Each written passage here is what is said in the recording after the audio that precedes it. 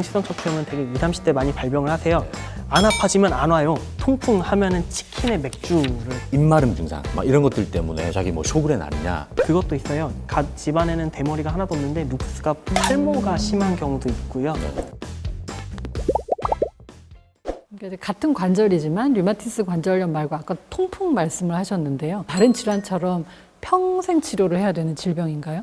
사실 어떻게 보면 통풍은 관절에 생기는 감기에 가깝거든요. 감기에 한번 걸린다고 해서 감기약을 평생 먹어야 되는 건 아니잖아요. 문제는 감기에 잘 걸리시는 분들이 있죠. 예를 들어서 감기는 기관지가 약해지면 잘 걸린다고 합시다. 그럼 우리가 기관지를 좋게 하기 위해서 뭐 배즙 챙겨 먹고 도라지즙 챙겨 먹고 하잖아요. 그러듯이 통풍은 잘 걸릴 수 있는 체질이 피 검사를 하면 바로 알 수가 있어요. 그게 요산이 높은 경우거든요. 그래서 통풍이 1년에 한 번 정도 생긴다고 해서 요산을 조절해야 되고 그럴 필요는 없다. 다만 통풍이 수시로 발생하시는 분들, 그리고 통풍 때문에 합병증에 오신 분들, 그리고 요산이 높아서 뭔가 문제가 생길 것 같은 분들은 배즙, 도라지즙에 해당하는 그 요산 조절제를 평생 드시는 게 유리하겠습니다. 근데 통풍 관련돼서 이제 요산 말씀을 하셨는데 우리가 이런 요산 수치가 높다고 해서 다 통풍이 생기는 건 아니죠. 그렇죠. 하지만 요산이 두 자릿수가 나온다면은 통풍이 발생할 확률이 꽤 높거든요. 그래서 그런 경우는 생활습관 개선이 필요합니다. 네, 어떤 걸 하면 좋을까요? 저희가 통풍 하면은 치킨에 맥주를 떠올리는 경우가 많은데요. 물론 치킨도 나쁜 음식이고 맥주도 별로 좋지 않은 음식인 거는 맞아요. 그런데 요산을 만드는 그 전구 물질은 퓨린이라고 하는 성분인데 이것은 주로 생선류에 풍부해요. 그리고 생선류하고 내장. 그래서 치킨보다는 사실 곱창이 더 위험하고요. 생선탕, 뭐 지리탕 이런 것들이 훨씬 위험할 수 있습니다. 그래서 그런 음식들을 조심하고 콩이나 계란 같은 그런 퓨린이 적은 단백질 위주로 섭취를 하시는 게 좋고요. 그다음에 또 한 가지 이제 우려스러운 거는 설탕 있잖아요. 액상과당. 액상과당도 요산 배출을 막는 대표적인 그 식품이거든요. 그래서 설탕도 분명히 영향이 있지 않을까 싶습니다. 실제 이제 가정의학과 오는 사람들 중에 네. 인터넷 찾아보니까 뭐 배체트랑 관련이 있다 해서 온 사람들도 있고, 그다음에 뭐 입마름 증상, 막 이런 것들 때문에 자기 뭐 쇼그렌 아니냐, 막 이게 막 오거든요, 실제. 입마름 증상 사실 할 말이 되게 많은데요. 입마름 증상으로 해서 오는 경우 중에 절반은 입이 마를 만한 약을 드시고 계세요.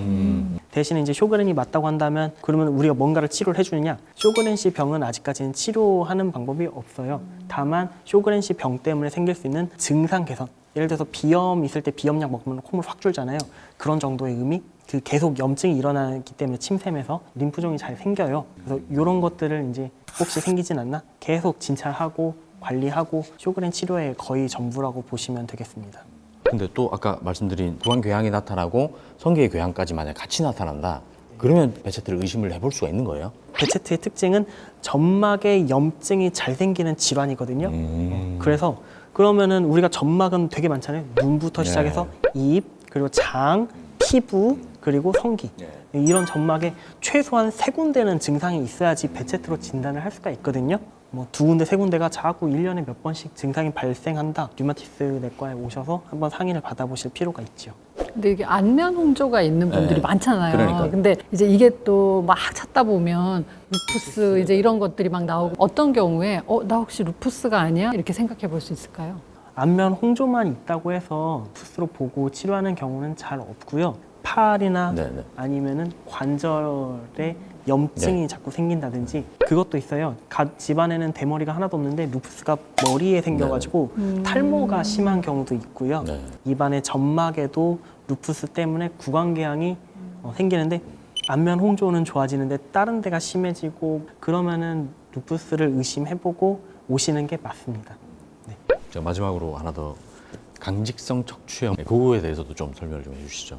평상시에 척추에 손상이 가다가 잘 때 회복이 돼야 되는데 과하게 염증 반응이 일어나면서 허리가 아프거든요. 다른 뭐 디스크나 이런 거랑 조금 구별이 되는 그렇죠. 통증일까요? 일반적으로 저희가 요통이라고 한다면 써서 생기잖아요. 하지만 강체성 척추염 환자는 반대예요. 일할 팔자거든요. 그래서 아침에 자고 일어나면 아파요. 네. 출근해서 일을 하다 보면 오후에는 진짜 씻은 듯이 나아요. 그 증상은 괜찮아지지만 허리가 펴지진 않잖아요. 강직성 척추염도 저희의 치료 목적은 뼈가 달라붙어서 굳어져 버리는 걸 예방하는 거거든요. 그래서 강식성 척추염은 되게 20, 30대 많이 발병을 하세요. 안 아파지면 안 와요. 네. 그러다가 나이가 들어서 꼭 뼈가 다 변형이 된 네, 후에 뒤늦게 후회하면서 찾아오시는 경우가 있어서 강식성 척추염은 안 아프다고 안 와도 되는 병이 아니고 꾸준히 다니셔야 됩니다. 전반적인 류마티스 질환으로 치료를 받고 계신 분들이 면역이 억제가 되면 그럼 또 안 좋은 거 아닌가? 이렇게 걱정을 많이들 하시잖아요. 그래서 혹시 더 주의를 해야 되거나 그럴 만한 사항이 있을까요? 류마티스 치료제가 면역력을 심하게 억제를 하지는 않거든요. 그럼에도 불구하고 분명히 면역력이 떨어져서 올 수 있는 감염증은 좀 더 호발하는 경향이 있습니다. 그중에 이제 제일 대표적인 게 대상포진이고요. 저희가 류마티스 치료를 시작하기 전에 혹시 대상포진 접종을 했는지 여쭤보고 필요한 경우에는 접종을 해드리고 있고요. 그 다음에 독감도 분명히 좀 더 잘 걸릴 수 있기 때문에 폐렴 구균 예방 접종도 마찬가지로 하셔야 되고 코로나도 더 잘 걸릴 수 있기 때문에 백신 접종도 필요하겠습니다. 네, 오늘은 저희가 강 교수님 모시고 자가 면역 질환에 대해서 알아봤는데요.